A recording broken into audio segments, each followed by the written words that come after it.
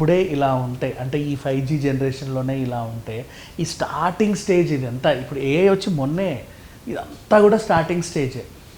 ఇంకా చెప్పాలంటే మీకు ఇంకా పర్ఫెక్ట్గా కూడా ఫొటోస్ ఇవ్వవు. కావాలంటే మీరు గ్రోక్లో చూడండి, మనకి మన కార్టూన్ లాగా ఫోటోలు వస్తే అందరు డౌన్లోడ్ చేసుకున్నారు.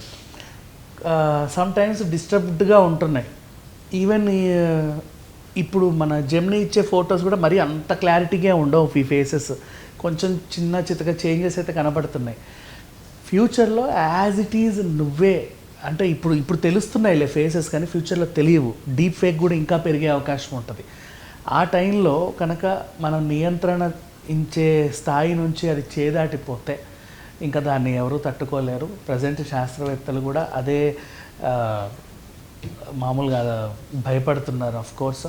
కానీ భయపడే బదులు దాన్ని మన నియంత్రణలోకి ఎలా తెచ్చుకోవాలనేది ఆలోచించాలి. బట్ అది సాధ్యం అవ్వదు. వై? బికాజ్ ఒక ఏఐకి అంటూ యాసలు ఉండవు, మనకు ఉంటాయి.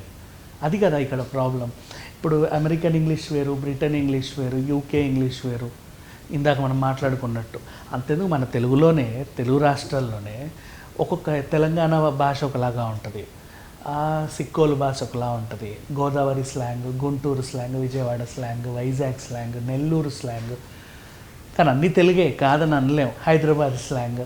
సో ఇట్లా. బట్ ఆ కృత్రిమ మేధస్సుకి కూడా ఈ స్లాంగ్స్ అన్నీ తెలిస్తే అప్పుడు మీ మాట వింటాయి. కాకపోతే ఇప్పుడు ప్రజెంట్ ఏంటంటే వినియోగం ఎక్కువైపోయింది, దానికి అమర్చిన విధానం ఇంకొకలాగా ఉండిపోయింది.